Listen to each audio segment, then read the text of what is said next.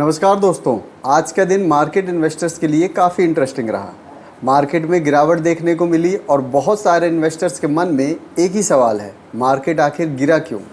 और उससे भी बड़ा सवाल, कल क्या होगा? आज के वीडियो में हम नॉइज़ को साइड में रखकर फैक्ट्स और लॉजिक के बेसिस पर समझेंगे कि मार्केट में गिरावट क्यों आई, पैसा कहाँ जा रहा है और आपको क्या करना चाहिए।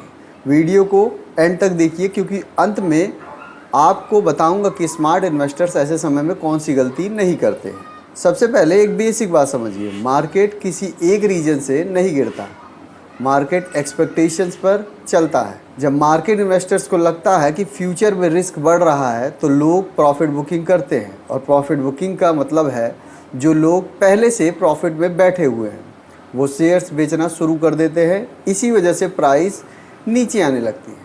कई बार मार्केट की गिरावट और एक्चुअल रीज़न न्यूज़ नहीं होती, रीज़न होता है उस इन्वेस्टर साइकोलॉजी का।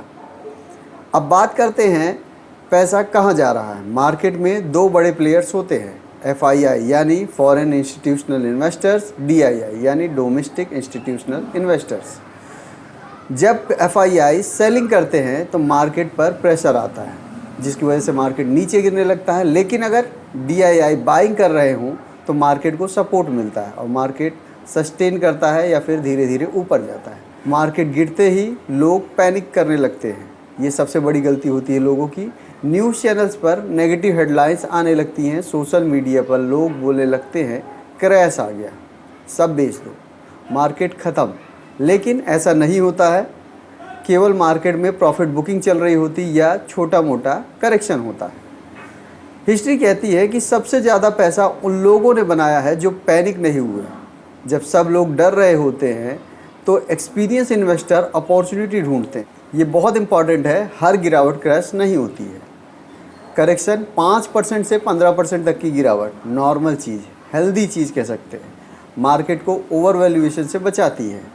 क्रैश 20% या उससे ज़्यादा की तेज़ी से गिरावट, जैसा कि आप लोगों ने लॉकडाउन के समय देखा होगा, अगर आप लोग उस समय से हैं तो ये सीरियस सिचुएशन होती है। बहुत बार लोग करेक्शन को क्रैश समझने लगते हैं और गलत डिसीजन ले लेते हैं।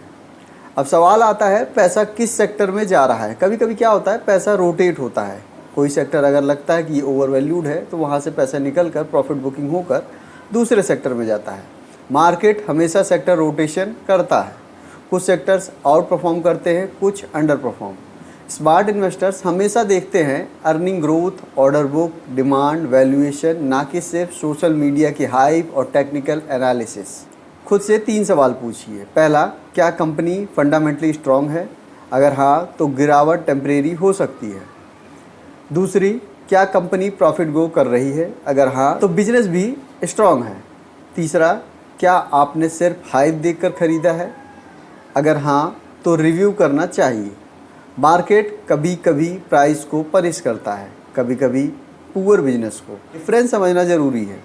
अगर आप SIP करते हैं तो मार्केट गिरने पर SIP बंद मत करिए, ये सबसे बड़ी गलती होगी अगर आपने SIP को बंद किया। क्यों? क्योंकि गिरावट में आपको सेम पैसे में ज़्यादा यूनिट्स मिलते हैं। लॉन्ग टर्म वेल्थ क्रिएशन का मैजिक इसी में है। जो लोग डिसिप्लिन मेंटेन करते हैं वही कंपाउंडिंग का असली फ़ायदा उठा पाते हैं। अब सबसे पॉपुलर सवाल, कल मार्केट ऊपर जाएगा या नीचे? सच बताऊं तो ये कोई भी प्रेडिक्ट नहीं कर सकता कि मार्केट ऊपर जाएगा या नीचे। सब अपना रिस्क रिवॉर्ड मेंटेन करके चलते हैं, वही ज़्यादातर मैं भी करके चलता हूं। कोई भी सर्टेनिटी के साथ नहीं बता सकता, लेकिन हम प्रोबेबिलिटी समझ सकते हैं। अगर सेलिंग प्रेशर कम हुआ तो रिलीफ रैली आ सकती है। अगर नेगेटिव सेंटीमेंट कंटिन्यू रहा तो वोलेटिलिटी देखने को मिल सकती है। इसीलिए प्रेडिक्शन से ज़्यादा प्रिपरेशन पर फोकस करिए। दुनिया के महान इन्वेस्टर्स में से एक वॉरेन बफेट एक बात कहते हैं, दूसरे लोग जब डर रहे होते हैं तो मौका ढूंढो।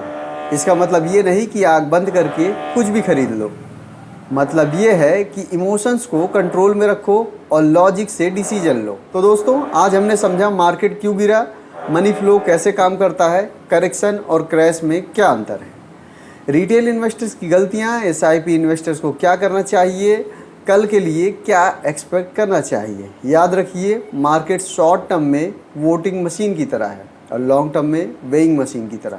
आपका क्या मानना है, क्या ये सिर्फ करेक्शन है या बड़ी गिरावट की शुरुआत? कमेंट करके ज़रूर बताइए। फिलहाल वीडियो में आज के लिए इतना ही, मिलते हैं किसी और वीडियो में। धन्यवाद।